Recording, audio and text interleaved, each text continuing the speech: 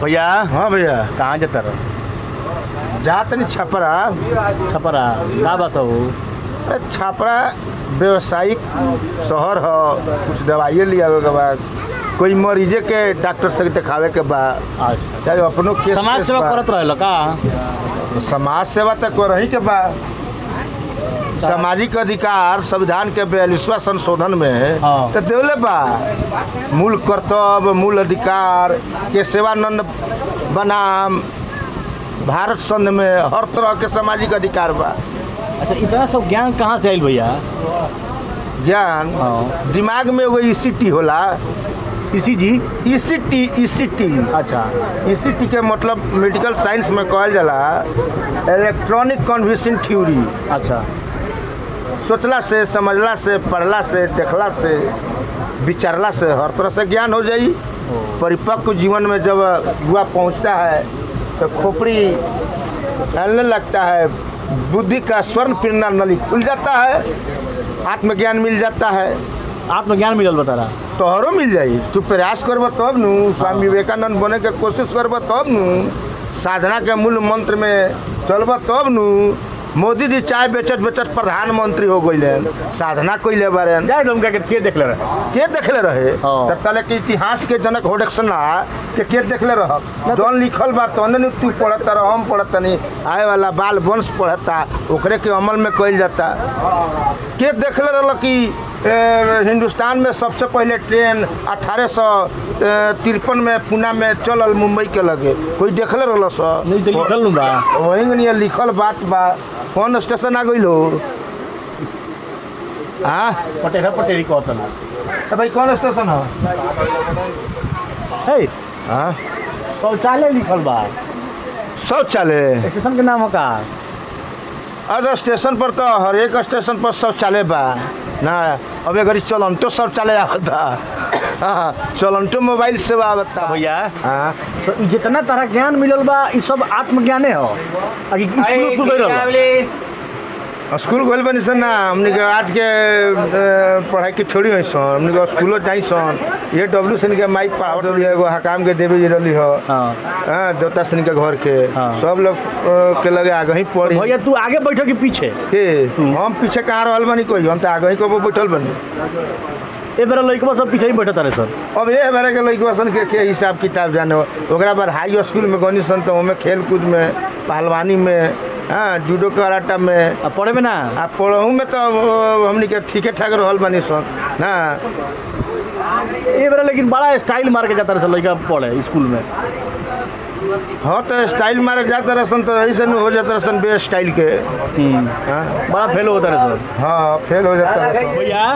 परीक्षा देवे गई रहा तो केंगे जांच करे आई, जब परीक्षा नियंत्रक तो केंगे छुड़िया निकाल दिलो। छुड़िया थोड़े निकल रही है, कलमे करने की आंखें में घोष दे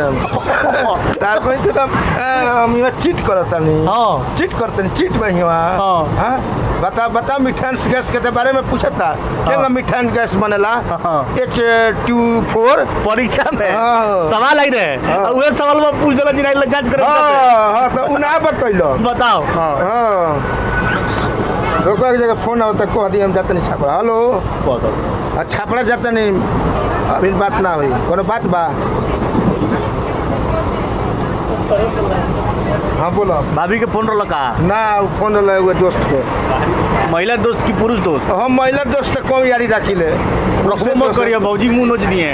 एगो 30-35 हजार रुपया के फेरा में डल बारी सोन। का बोल? अरे मत कहो। का बोलबा? अरे दुनिया फ्रॉड हो, लेकिन फ्रॉड गिरी हमने के लगे थोड़े तो। अरे बड़ा फ्रॉड हो गया सर। मोबाइल पर वीडियो कॉल कर तरह सर। हाँ तो हम लोग के मोबाइल से लेके बैंक अकाउंट तक की स्टेटमेंट एड्रेस से फोटवा के हम लोग के लगे पहुँचत नहीं बनी। पैसा मंगा ले बड़ी सका। हाँ लेकिन पैसा वो आइए जाइए, हमें बाय आदमी लागल।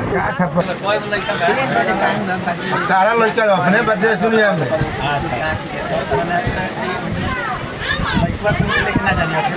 अब लड़का अभी जाए लगे 12 सने जो लड़का के लड़का जाए तो होई जो मेहर के जाए कोई अपने चल जाई। ले जाए में तो रिक्शो बा बना जाए के पड़ेला एने ओने देखल ना कहीं ना रहे कहीं रिक्स नहीं है। अब भैया हई तो सरकार बंद कइले बिया कौन? हई गुटकावा सरकार ढेर कुछ बंद करतिया। अपने सरकार के खिलाफ हो गइलो ना ना तो सरकार ढेर कुछ बंद करतिया, सरकार सब कुछ बंद करतिया।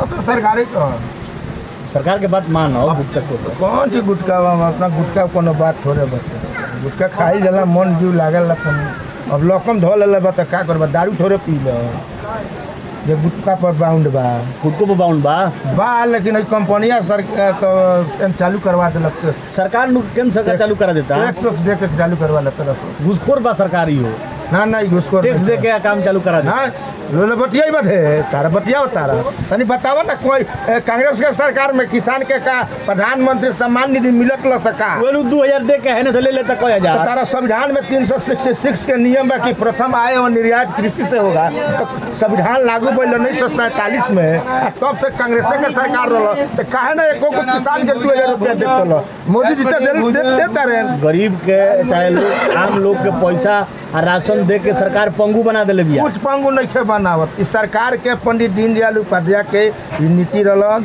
कि अंतिम पैदान पर बैठे वाला आदमी के हमनी के अन्न देवे के बाद रोजगार नहीं के हमनी के रोजगारो देती है। रोजगार कहाँ देती है? देते भी है रोजगार कहाँ देते रोजगार लेवे कांग्रेस चलौले रहे मनरेगा तब ने चलता। कांग्रेस तो विदेशी व्यापार सन के बोला के जनता के ठगलक, लोग के ठगलक और खंखर बना देलक। आई देसी व्यापारी सन के लोन लेके भाग लोकल पर भोपाल कीजिए, लोन लीजिए, मुद्रा लोन लीजिए, लोन लेके भाग व्यवसाय जाइए। कीजिए। काहे भाग जाइए? विजय मल्ल्या भाग ना कोइलो विजय मल्ल्या भाग लेना 100 रुपया देते रहे ना, हाई कोर्ट कहत नहीं के कि सहारा वाला 100 रुपया दो। मोदी जी के एक जना पटदार नीरव मोदी और नहीं है तुमरा के तो करते बा मोदी जी के पटीदार कोई होला। मोदी जी को लड़का हइला नहीं है पटीदार कहाँ से आ गए? मैं आयु से राय ना रही तो लगे कहाँ से छोड़ा छोड़ा होने तू राजनीति करत करत एक खाली कमेंडिंग में आ गइल। सारे लोग राजनीति के नाश्ता रही तो मेहरारी छोड़िए देले रहता और रखता ना। ठीक है भैया ठीक है भौजी के हमारे प्रणाम को है। हाँ ठीक बा। हमारे चैनल सब्सक्राइब तनी करवा दें। हाँ यूट्यूब पर भेज दियो। हाँ। चल नहीं।